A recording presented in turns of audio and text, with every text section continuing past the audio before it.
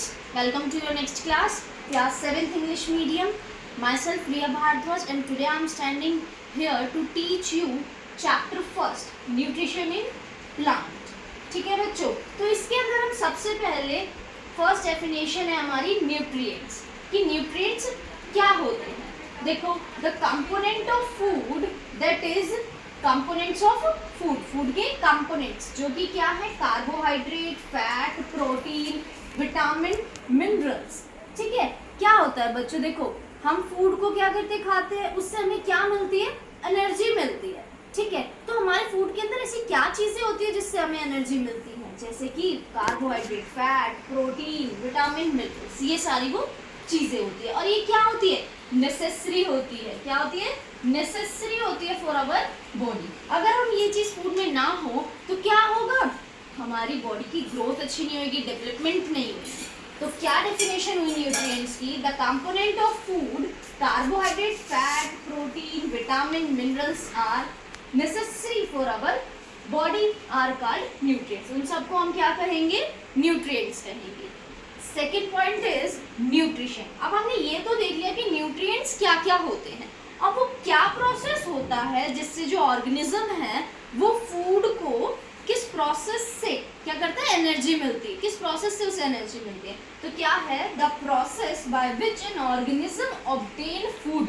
वो प्रोसेस जिससे ऑर्गेनिज्म क्या करता है, ऑब्टेन करता है फूड को एंड देयर यूटिलाइजेशन, और उसका यूटिलाइज करता है. ठीक है, उसको हम क्या कहते हैं, न्यूट्रिशन कहते हैं.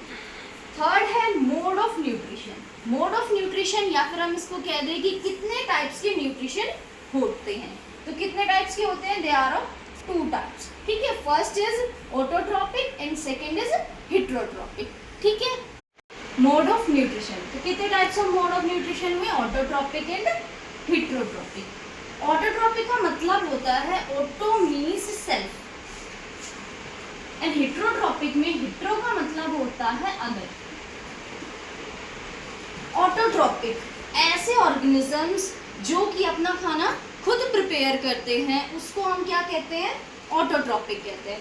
और हेटेरोट्रॉपिक जो किसी अदर ऑर्गेनिज्म के ऊपर डिपेंड करे उसको हम क्या बोलेंगे, हेटेरोट्रॉपिक. या फिर हम इसमें ये भी कह सकते हैं कि हेटेरोट्रॉपिक किसके ऊपर डिपेंड करता है, ऑटोट्रॉपिक के ऊपर डिपेंड करता है. तो क्या है, they make their food by own it self, जो कि अपना खाना खुद बनाते हैं, उन्हें क्या कहते हैं, हम ऑटोट्रॉपिक कहते हैं. सेकेंड है, they depend on other organism. ऐसे चीजें जो किसके ऊपर, अदर ऑर्गेनिज्म पर डिपेंड करे वो क्या कहलाते हैं, हेटेरोट्रॉपिक कहलाते हैं. अब ये देखो, ऑटोट्रॉपिक के अंदर हम क्या एग्जांपल लिख सकते हैं, ऐसी कौन सी चीजें हैं जो अपना खाना खुद बनाती है, कौन से ऑर्गेनिजम्स हैं, green plant. Green plant they make their food on it's. ठीक है. सेकेंड, हेटेरोट्रॉपिक जो दूसरी चीजों पर डिपेंड करे वो क्या होते हैं, ह्यूमन बीइंग्स एंड एनिमल्स. ठीक है, तो अब ये देखो जो हमारा चैप्टर है वो है न्यूट्रिशन इन प्लांट. तो हम फर्स्टली क्या पढ़ेंगे, न्यूट्रिशन, ऑटोट्रॉपिक न्यूट्रिशन. ठीक है, कि प्लांट्स के अंदर न्यूट्रिशन कैसे होता है. ठीक है, तो फर्स्ट है कार्बन डाइऑक्साइड फ्रॉम एयर. आप लोगों को सभी को पता होगा कि जो प्लांट्स हैं वो किससे अपना खाना बनाते हैं, क्या नाम है उस प्रोसेस का, फोटोसिंथेसिस. ठीक है, तो इसके अंदर फर्स्ट पॉइंट है कि कार्बन डाइऑक्साइड फ्रॉम एयर. जो प्लांट्स होते हैं वो क्या करते हैं, जो हमारा एयर है उससे क्या कैप्चर कर लिया, कार्बन डाइऑक्साइड कैप्चर कर लिया. फिर क्या करते हैं, टेक वाटर एंड मिनरल्स.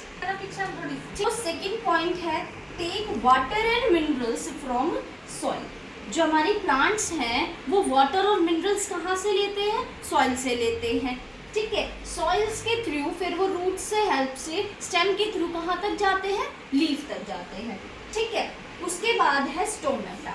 अब आपने ये दोनों पॉइंट्स तो पढ़ लिए कि भाई हमें एयर यहाँ से मिलती है, उसके बाद वाटर और मिनरल्स यहाँ से मिलते हैं. बट जो हमारा फर्स्ट पॉइंट है एयर, अब एयर में जो CO2 है वो कैसे जाती है हमारे किसके अंदर, प्लांट के अंदर. ठीक है, तो जो लीव्स होती हैं, लीव्स के अंदर बहुत ही ज़्यादा टिनी टिनी पोर्स होते हैं. ठीक है, जिसके थ्रू हमारी जो एयर है, हमारी जो कार्बन डाइऑक्साइड है वो लीफ तक पहुंचती है. तो उसको हम क्या कहते हैं, स्टोमेटा. तो अब आप देखिए इधर, air enter the leaves through pores called stomata. एक लीव के अंदर जो ये छोटे छोटे पोर्स होते हैं जो कि हमें नेक्ड आई से नहीं दिखते, ठीक है, तो उन पोर्स के थ्रू क्या होता है, हमारी जो कार्बन डाइऑक्साइड है वो प्लांट्स तक पहुंचती है। ठीक है बच्चों, तो स्टोमेटा आप लोगों को समझ में आया कि वो टिनी पोर्स होते हैं। ठीक है, उसके बाद फोर्थ पॉइंट है हमारा क्लोरोफिल। ठीक है, क्लोरोफिल क्या होता है, आप लोगों ने देखा होगा कि जो लीव्स होती हैं वो ग्रीन कलर की दिखती है, मोस्टली लीव जो होती हैं वो ग्रीन कलर की दिखती है। ठीक है, तो वो क्यों दिखती है, जो हमारी लीव्स होती हैं उनके अंदर ग्रीन कलर का एक पिगमेंट होता है, ग्रीन कलर का पिगमेंट प्रेजेंट होता है जिसको हम क्या कहते हैं, क्लोरोफिल कहते हैं। ठीक है, क्लोरोफिल की वजह से ही हमारी जो लीव्स हैं वो कैसे कलर की दिखाई देती हैं, ग्रीन कलर की दिखाई देती हैं। अब जो ये क्लोरोफिल है ना, ये किस चीज़ में हेल्प करता है, हमारा जो फोटोसिंथेसिस होता है, फूड बनता है प्लांट्स का, उसके अंदर क्या कलर का पिगमेंट होता है, क्लोरोफिल, जिसकी मदद से उसका फूड प्रिपेयर होता है।